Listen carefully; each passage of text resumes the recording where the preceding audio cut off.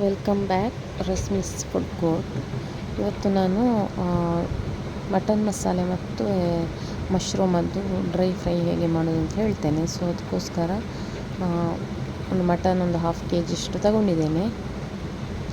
So ಅದಕ್ಕೆ onion, tomato, green chilli, ಕರಿ leaves, coriander leaves ಇಷ್ಟು ತಗೊಂಡಿದ್ದೇನೆ. ಮಟನನ್ನು ಸಾಲ್ಟ್ ಮತ್ತು ಮಟನ್ ಮಸಾಲ, ಗರಂ ಮಸಾಲ, ಪೆಪ್ಪರ್ ಹಾಕಿ ಬೇಯಿಸಿದ್ದೇನೆ. ಸೊ ಈಗ ಆನಿಯನ್ ಫ್ರೈ ಮಾಡಿ ಅದಕ್ಕೆ ಜಿಂಜರ್ ಗಾರ್ಲಿಕ್ ಹಾಕಬೇಕು. ನೆಕ್ಸ್ಟ್ ಎಲ್ಲ ಇಂಗ್ರೀಡಿಯೆಂಟ್ಸ್ ಕೂಡ ಫ್ರೈ ಆದ ನಂತರ mutton masala, garam masala, pepper, turmeric powder ಎಲ್ಲ ಹಾಕಿ ಫ್ರೈ ಮಾಡಿ ಅದರ ಹಸಿ ಸ್ಮೆಲ್ ಹೋದ ನಂತರ ಅದಕ್ಕೆ ಟೊಮೆಟೊ ಹಾಕಿ ಗ್ರೀನ್ ಚಿಲ್ಲಿ ಕೂಡ ಹಾಕಬೇಕು.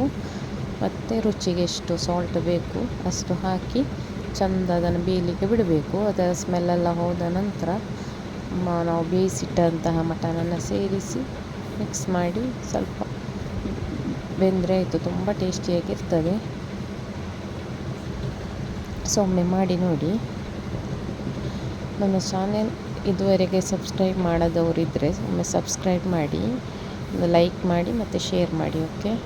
ಸೊ ಇವಾಗ ಮಶ್ರೂಮ್ ಡ್ರೈ ಫ್ರೈ ಯಾವ ರೀತಿ ಮಾಡೋದು ಅಂತ ಹೇಳಿ. ಅದಕ್ಕೋಸ್ಕರ ಮಶ್ರೂಮನ್ನು ಸ್ಕಿನ್ ಔಟ್ ಮಾಡಬೇಕು. ಅದರ ಒಂದು ತಿನ್ನಾಗಿ ತೆಳುವಾಗಿರ್ತದೆ ಅದರದ್ದು ಹೊರಗಿನ ಲೇಯರ್. ಸೊ ಅದನ್ನು ತೆಗಿಬೇಕು.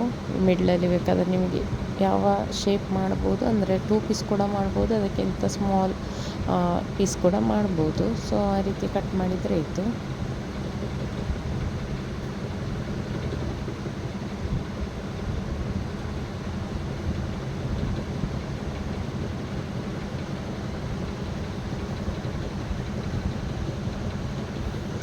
ನಾನೀಗ ಕಟ್ ಮಾಡಿ ವಾಶ್ ಮಾಡಿದ್ದೇನೆ. ಸೊ ವಾಶ್ ಮಾಡಿ ನೀರು ಆರಲಿಕ್ಕೆ ಬಿಡಿ. ಅದು ತುಂಬ ನೀರನ್ನು ಅಬ್ಸಾರ್ಬ್ ಮಾಡ್ತದೆ. ಸೊ ಇದಕ್ಕೆ ಆನಿಯನ್, ಗ್ರೀನ್ ಚಿಲ್ಲಿ, ಕರಿ ಲೀವ್ಸ್, ಕೊರಿಯಂಡರ್ ಲೀವ್ಸ್ ಎಲ್ಲ ಕೂಡ ಹಾಕಿ ಫ್ರೈ ಮಾಡಬೇಕು.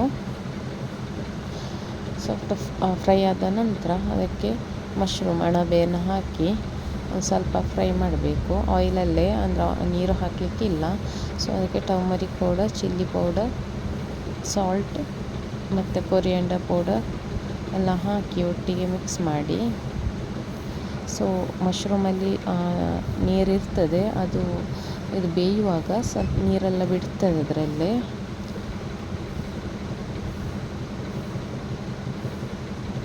ಸೊ ನೀರು ಬಿಟ್ಟ ನೀರನ್ನು ಸ್ವಲ್ಪ ಡ್ರೈ ಆಗಲಿಕ್ಕೆ ಬಿಡಬೇಕು ಸ್ವಲ್ಪ ಹೊತ್ತು. ಮತ್ತು ಲಾಸ್ಟಿಗೆ ಡ್ರೈ ಆದ ನಂತರ ಕೊರಿಯಂಡರ್ ಲೀವ್ಸ್ ಹಾಕಿ ತುಂಬ ಟೇಸ್ಟಿಯಾಗಿರ್ತದೆ. ಸಿಂಪಲ್ ಕೂಡ. ಸೊ ತುಂಬ ಡ್ರೈ ಆದ ನಂತರ ಲೋ ಫ್ಲೇಮಲ್ಲಿ ಇಟ್ಟು ಡ್ರೈ ಮಾಡಿದ ನಂತರ ಆಫ್ ಮಾಡಿದರೆ ಆಯಿತು.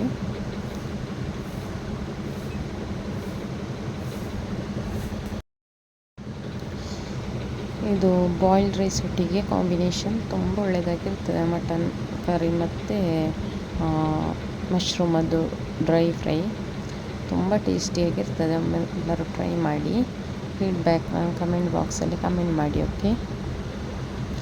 ಈಗ ನಾನು ಇದು ಮಟನ್ ಕೂಡ ಹಾಗೆ ಕೇರಳ ಮಲಬಾರ್ ಸ್ಟೈಲಲ್ಲಿ ಮಾಡಿರುವಂಥದ್ದು.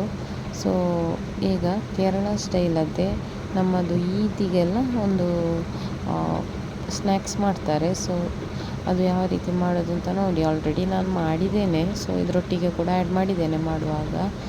ಸೊ ಅದಕ್ಕೆ ತುಂಬ ಕಡೆ ಒಂದೊಂದು ಕಡೆ ಬಾಟ್ ಬತ್ತಲ್ ಅಂತ ಹೇಳ್ತಾರೆ, ಮತ್ತು ಕೆಲವು ಕಡೆ ಅದಕ್ಕೆ ಚಟ್ಟಿ ಬತ್ತಲ್ ಅಂತೆಲ್ಲ ಹೇಳ್ತಾರೆ. ಸೊ ಅದಕ್ಕೋಸ್ಕರ ಬೆಳ್ತಕ್ಕಿ ಉಂಟಲ್ಲ, ರೇಷನಲ್ಲಿ ಸಿಗುವಂಥ ಬೆಳ್ತಕ್ಕಿ ಕೂಡ ಆಗ್ತದೆ, ರಾ ಬೆಳ್ತಕ್ಕಿ. ಅದನ್ನು ಸೋಪ್ ಮಾಡಿ ಇಡಬೇಕು. ಒಂದು 4 hours 5 hours ಸೋಪ್ ಮಾಡಿದರೆ ಆಯಿತು. ಸೋಪ್ ಮಾಡಿಟ್ಟು ಒಂದು 4-5 ಗಂಟೆ ಆದ ನಂತರ ಅದಕ್ಕೆ ಸಾಲ್ಟ್ ಹಾಕಿ ಗಟ್ಟಿಯಾಗಿ ಕಡಿಬೇಕು. ಅದರ ತುಂಬ ಗಟ್ಟಿ ಕಡಿಲಿಕ್ಕೆ ಆಗೋದಿಲ್ಲ. ಸೊ ಕಡಿಯುವಾಗ ಅದಕ್ಕೆ ಕೊಬ್ಬರಿ ಉಂಟಲ್ಲ, ಒಣ ಕೊಬ್ಬರಿ, ಅದನ್ನು ಹೀಗೆ ಸ್ಲೈಸ್ ಮಾಡಬೇಕು ತಿನ್ನಾಗಿ. ಮತ್ತು ಸ್ವಲ್ಪ ಗ್ರೇಟೆಡ್ ಕೋಕೋನಟ್ ಕೂಡ ಹಾಕ್ಬೋದು, ಹಸಿ ಕೂಡ ಹಾಕ್ಬೋದು. ತುಂಬ ಟೇಸ್ಟ್ ಇರ್ತದೆ ಹಾಕಿದರೆ. ಸೊ ಅದನ್ನು ಹಾಕಿ ಒಟ್ಟಿಗೆ ಕಡಿದು ಈ ರೀತಿ ಬಾಲ್ಸ್ ಆಗಿ ಮಾಡಬೇಕು. ಸಣ್ಣ, ಅಂದರೆ ಸ್ವಲ್ಪ ನೀರಿದ್ದರೆ ಅದನ್ನು ನಾನ್ ಸ್ಟಿಕ್ ತವಲ್ ಇರ್ತದಲ್ಲ ಅದರಲ್ಲಿ ಹಾಕಿ ಸ್ವಲ್ಪ ಗಟ್ಟಿ ಮಾಡಿ ಹೀಗೆ ಬಾಲ್ ಮಾಡಿದರೆ ಆಯಿತು. ಅದಕ್ಕೆ ಕಪ್ಪು ಎಳ್ಳುಂಟಲ್ಲ ಅದನ್ನು ಕೂಡ ಹಾಕಬೇಕು.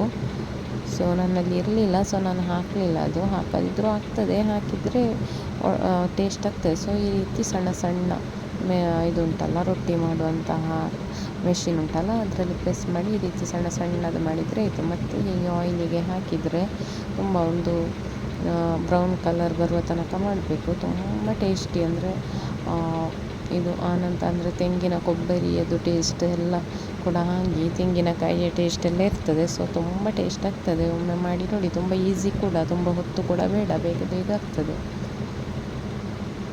ಸೊ ಇದು ಹೀಗೆ ತೆಗೆದ್ರೆ ಆಯಿಲೆಲ್ಲ ಬಿಡ್ತದೆ, ಒಂದು ಪ್ಲೇಟಲ್ಲಿ ಇಟ್ಟರೆ ಆಯಿಲೆಲ್ಲ ಅದಕ್ಕೆ ಬಿಡ್ತದೆ. ಸೊ ಆನಂತರ ಗಟ್ಟಿ ಬಕೆಟಲ್ಲಿ ಅಥವಾ ಕವರಲ್ಲೆಲ್ಲ ಹಾಕಿ ಗಟ್ಟಿ ಮಾಡಿ ಕಟ್ಟಿ ಇಡಬೇಕು. ತುಂಬ ಟೈಮ್ ಬರ್ತದೆ, ಅಂದರೆ ಗಾಳಿ ಹೋಗಬಾರ್ದು, ಗಾಳಿ ಹೋದರೆ ಮಾತ್ರ ಹಾಳಾಗ್ತದೆ. ಇಲ್ಲದಿದ್ದರೆ ತುಂಬ ಟೈಮು ಅದನ್ನು ತಿನ್ಬೋದು. ಮಳೆಗಾಲದಲ್ಲಿ ಎಲ್ಲ ಮಾಡಿಡ್ಬೋದು, ತುಂಬ ಟೇಸ್ಟಿ ಇರ್ತದೆ ಮಾಡಲಿಕ್ಕೆ, ತಿನ್ನಲಿಕ್ಕೆ, ಮಾಡಲಿಕ್ಕೆ ಕೂಡ ಈಸಿ.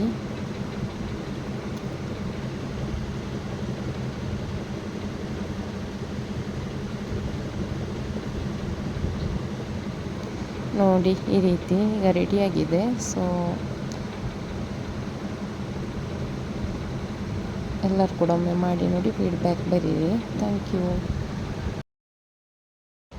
ಇದು ನಾನು ಬೇರೆ ವಿಡಿಯೋ ಮಾಡಿದ್ದೆ, ಮತ್ತು ಇದಕ್ಕೆ ಆ್ಯಡ್ ಮಾಡುವ ಅಂತೇಳಿ ಆ್ಯಡ್ ಮಾಡಿದ್ದೇನೆ. ಸೊ ಇದು ನಾನು ಶಾರ್ಟ್ಸಲ್ಲಿ ಹಾಕಿದ್ದೆ. ಸೊ ಖರ್ಜೂರದ ಉಂಡೆ, ಇದು ಅಂದರೆ ಲಡ್ಡು ಸಹ ಹೇಳ್ಬೋದು. ಸೊ ಖರ್ಜೂರವನ್ನು ಸೋಕ್ ಮಾಡಿ, ಅಂದರೆ ಎಲ್ಲ ಖರ್ಜೂರವನ್ನು ಸೋಕ್ ಮಾಡಬೇಕು ಅಂತಿಲ್ಲ, ನಿಮಗೆ ಗಟ್ಟಿ ಇದ್ದರೆ ಮಾತ್ರ ಸೋಕ್ ಮಾಡಿ, ಇಲ್ಲದೆ ಸಾಫ್ಟ್ ಆದದ್ದು ತಕ್ಷಣ ನಮಗೆ ಸ್ವಲ್ಪ ಕ್ರಷ್ ಮಾಡಬೇಕಾದ್ದು. ಸೊ ಅದು ಮಿಕ್ಸಿಯಲ್ಲಿ ಆಗ್ತದೆ. ಸೊ ಅದನ್ನು ಕ್ರಷ್ ಮಾಡಿ, ಮತ್ತು ಅದಕ್ಕೆ ಬಿಳಿ ಎಳ್ಳು ಉಂಟಲ್ಲ ಅದನ್ನು ಹಾಕಬೇಕು, ಮತ್ತು ಡ್ರೈ ನಟ್ಸ್ ಅದು ಕೂಡ ಹಾಗೆ ಸ್ವಲ್ಪ ಕ್ರಷ್ ಮಾಡಿ ಇಟ್ಕೊಳ್ಬೇಕು. ಎಲ್ಲ ಒಟ್ಟಿಗೆ ಮಿಕ್ಸ್ ಮಾಡಿ ಗೀಯಲ್ಲಿ ಮಿಕ್ಸ್ ಮಾಡುವಂಥದ್ದು, ಫ್ರೈ ಮಾಡಿ ಗೀಯಲ್ಲಿ ಮಿಕ್ಸ್ ಮಾಡಿ, ಮತ್ತು ಬಿಳಿ ಎಳ್ಳು ಹಾಕಿ, ಗೀ ತುಂಬ ಹಾಕಿದಷ್ಟು ತುಂಬ ಟೇಸ್ಟಿಯಾಗಿರ್ತದೆ. ಸೊ ಮತ್ತು ಲಡ್ಡು ಥರ ಉಂಡೆ ಮಾಡಿದರೆ ಆಯಿತು. ಹೆಲ್ತಿಗೆ ಕೂಡ ಒಳ್ಳೆಯದು. ಸೊ